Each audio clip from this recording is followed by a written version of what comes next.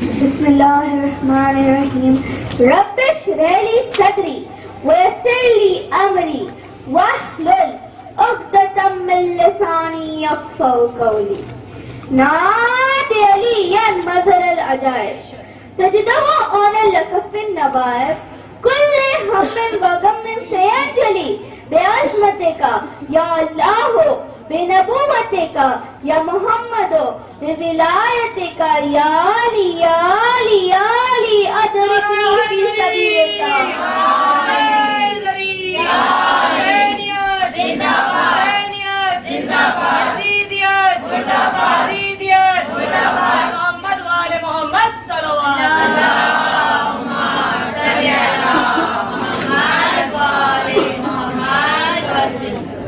آج کی مجلس اس عظیم شخصیت کے بارے میں ہے جسے ہم سورہ کوثر کا چمن کہتے ہیں جس کو ہم سورہ کوثر کا چمن کہتے ہیں اس کو ہم فاطمہ زہرا کا حسن کہتے ہیں اس کو ہم فاطمہ زہرا کا حسن کہتے ہیں سورت حیدر صفدر کا تو عباس ہے نام سورت حیدر صفدر کا تو عباس ہے نام سیرت احمد مرسل کا ہم حسن کہتے ہیں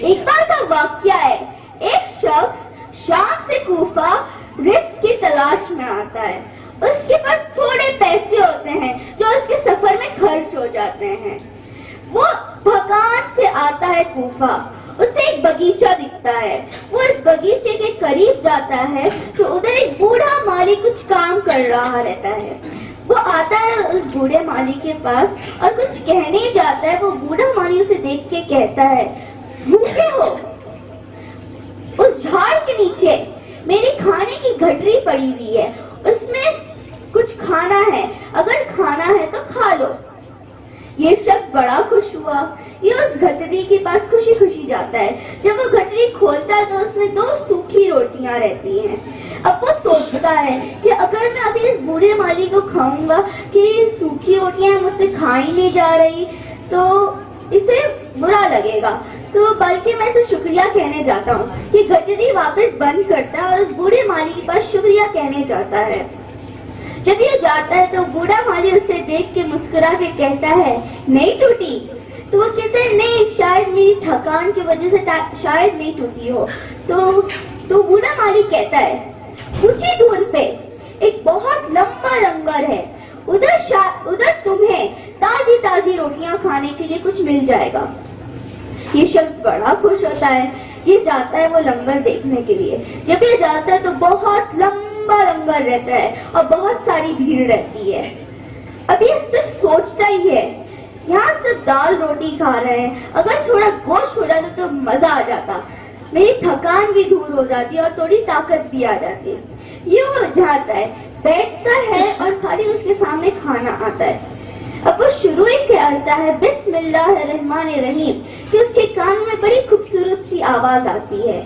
وہ کہتے ہیں اس سے دال روٹی نہ دینا اس کے لیے گوشت اندر بن رہا ہے یہ شخص گھبرا گیا یہ پیچھے پلٹا تو وہ حسین نوجوان سا شخص ایسا لگا تھا اسی بوڑھی مالی کی جوانی ہے وہ اب اس کے سامنے گوشت آیا اب یہ ایک روٹی کھاتا ایک سنبھالتا ایک کھاتا ایک سنبھالتا تو وہ نوجوان سا شخص کہتا کہ اگر تمہیں سفر طے کرنا ہے واپس تو میں تمہارے لیے اور کھانا باندھ دیتا ہوں تو وہ شخص کہتا ہے کہ اصل میں بات یہ نہیں ہے جہاں سے میں آ رہا تھا وہاں پہ ایک باغیچہ تھا وہاں پہ ایک بوڑھا مالی کام کر رہا تھا اس پر بہت سوکھی روٹیاں تھی میں اس کے لیے لے کے جانا چاہتا ہوں تو وہ حسین سا نوجوان شخص کہتا ہے چلتا ہے جو عالم تو چلاتا ہے وہ مالی چلتا ہے جو عالم تو چلاتا ہے وہ مالی بھوکا ہے مگر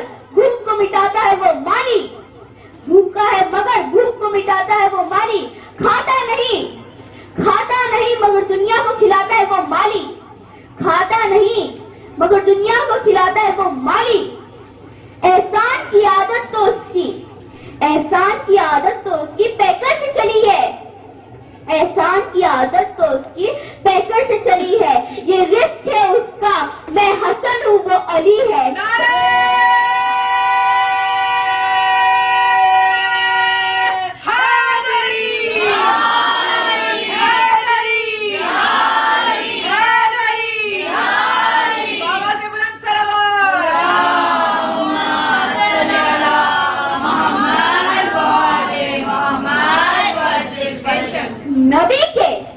نبی کے سارے صحابی تو ہے رضی اللہ، نبی کے سارے صحابی تو ہے رضی اللہ، مگر حسن کو علیہ السلام کہتے ہیں، مگر حسن کو علیہ السلام کہتے ہیں۔ او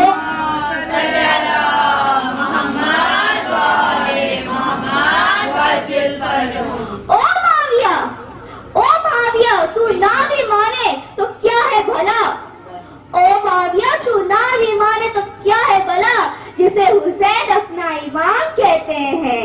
سلمان قریب محمد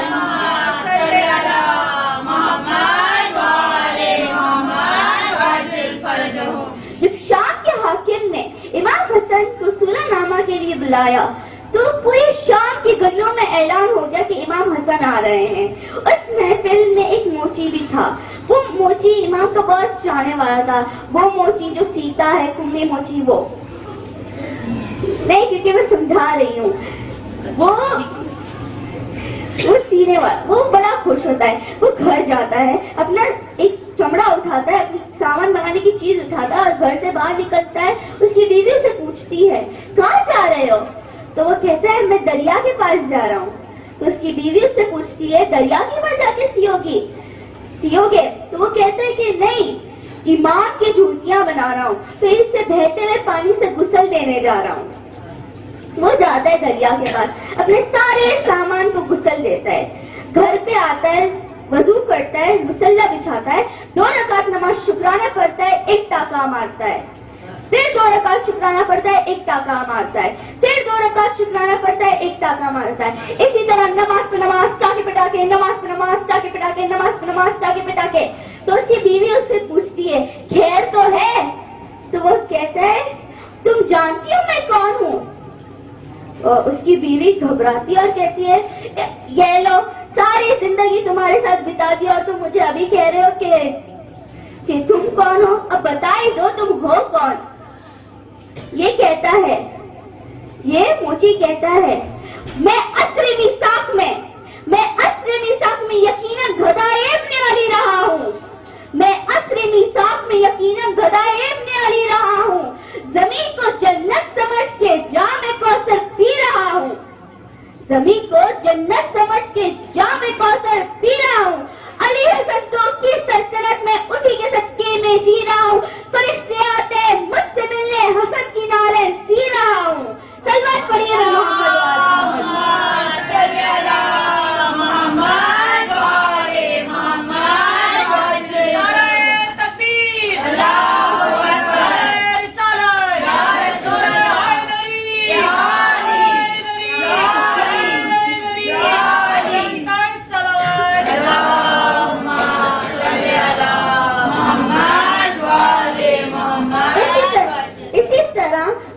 بن جاتی ہیں۔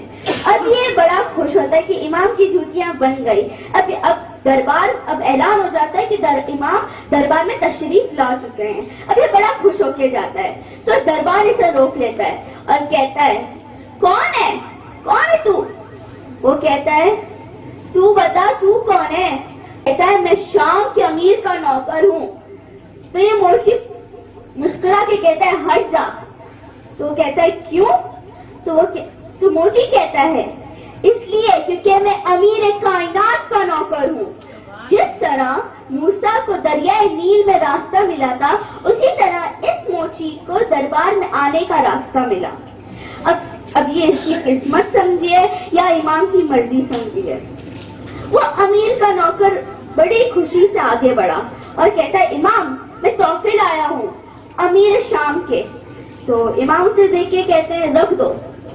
اب یہ رکھ کے سوچتا ہے امام نے اسے قبول کیا یا نہیں کیا، بس کہا رکھ دو، یہ بھی تو نہیں کہا رکھ دو میں لے لوں گا، یہ بھی تو نہیں کہا رکھ دو میں نہیں لیتا۔ ابھی سوچتے ہی کہ کمی موچی آگے بڑھا اور کہتا ہے السلام علیکم یا امام۔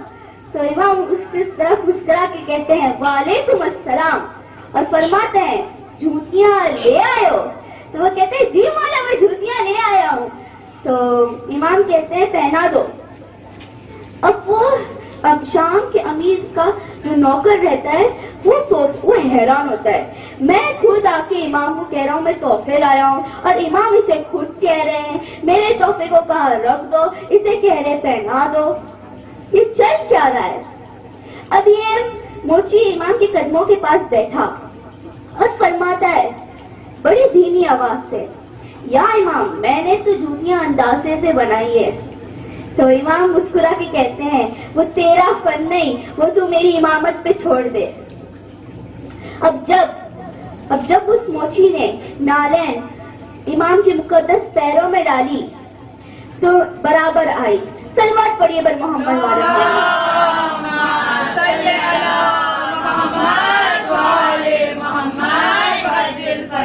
نہ کوئی منصوبہ مرتبہ چاہیے، نہ کوئی منصوبہ مرتبہ چاہیے، بس مولا تیرا ہی آسرا چاہیے، بس مولا تیرا ہی آسرا چاہیے۔ دیکھ کے تخت حکومت، دیکھ کے تخت حکومت یہ بولے حسن، دیکھ کے تخت حکومت یہ بولے حسن اے بھکاری تجھے اور کیا چاہیے؟ ایک بار ایک شخص مولا علی کے پاس آتا ہے اور فرماتا ہے یا علی میں آپ کی رعایا میں سے ہوں۔ امام سے دیکھ کے کہتے ہیں ویسے تو پوری کائنات میری رعایا ہے، ویسے تو پوری کائنات میری رعایا ہے، لیکن تو شام سے آیا ہے۔ روم کے بادشاہ نے شام کے بادشاہ سے کچھ سوال بھیجے، اسے نہیں آئے، شام میں بھی بڑے بڑے لوگوں کو نہیں آئے، تجھے یہاں بھیجا، یہاں پہ بھی بڑے بڑے لوگوں کو نہیں آئے، تو انہوں نے تجھے میرے پاس بھیجا ہے۔ ویسے سن، دہلیز سے میرے 2 بچے بیٹھے ہیں، جس سے نیچا اس سے پوچھ لے۔ اب یہ شخص حیران ہوا، یہ سوچتا ہی رہتا ہے کہ شام کے بڑے بڑوں کو نہیں آیا، یہاں پہ بھی آیا تو بڑے بڑے لوگوں کو نہیں آیا۔ امام علی نے بھی بڑی خوبصورتی سے ٹال دیا اور کہتے ہیں بچوں سے پوچھ لو۔ اب یہ بچے ہیں، یہ جواب دے یا نہیں دے بھی نہیں دے یا نہیں تو میں بھی کیا کر سکتا ہوں، کچھ کہہ تو نہیں سکتا، بچے ہیں۔ تو امام حسن اپنی جگہ سے اٹھتے ہیں، اس کے کندھے پہ ہاتھ رکھ کے کہتے ہیں شریعتوں کا مکمل حساب لیتا جا، شریعتوں کا مکمل نصاب لیتا جا، ضعیف ڈھونڈ کے لا شباب لیتا جا، ضعیف ڈھونڈ کے لا شباب لیتا جا۔ غلام زادہ نہیں میں، غلام زادہ نہیں میں امام زادہ ہوں، سوال ذہن میں رکھ جواب لیتا جا۔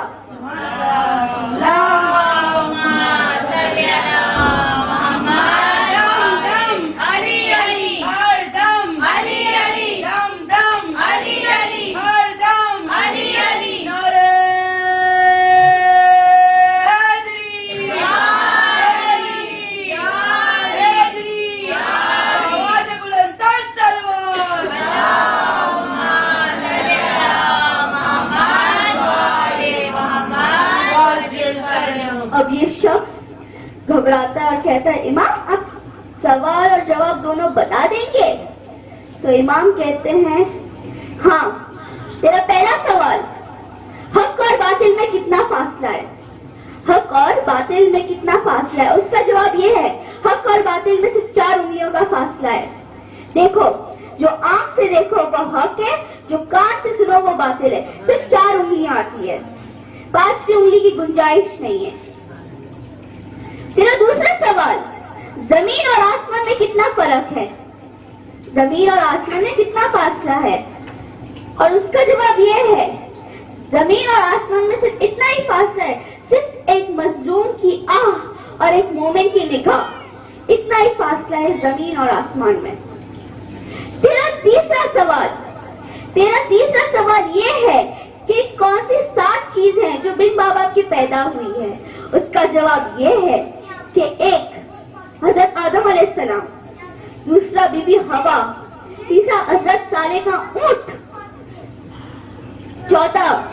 چوتھا موسیٰ کی عصا جو سانپ بنی تھی، پانچواں وہ دمبا جو ابراہیم علیہ السلام کی ٹائم پہ آیا تھا، چھٹا ابلیس، اور وہ ساتواں وہ کوا جس نے قابیل کو دفنانا سکھایا۔ تیرا چوتھا اور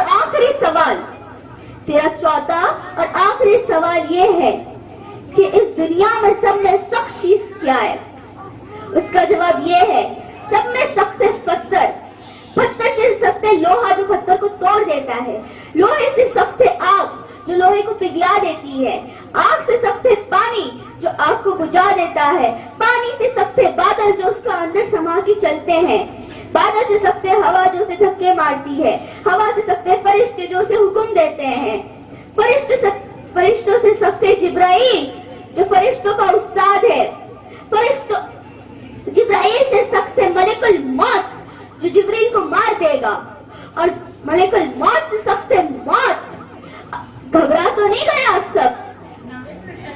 اب دیکھیے وہ شخص گھبرانے لگا، اس کے پسینے چھوٹنے لگے۔ اب وہ کہتا ہے امام بس اجازت دیجیے میں جا رہا ہوں۔ ملک الموت تک بات پہنچ گئی، امام بس میں جا رہا ہوں۔ امام کہتے ہیں، اس کا ہاتھ پکڑ کے کہتے ہیں نا نا نا نا، جس بات کہنے کے لیے میں نے اتنی ساری باتیں کی وہ تو سنتا جا۔ جو دہر میں پھیلائے وہی نور جلی ہے، جو دہر میں پھیلائے وہی نور جلی ہے۔ اس دنیا میں جس کا تصرف وہی ولی ہے، اس دنیا میں ہے جس کا تصرف وہی ولی ہے۔ وہ موت ہے جو ہے ملک الموت پہ قابل، اور جو موت کو مارے وہ میرا بابا علی ہے۔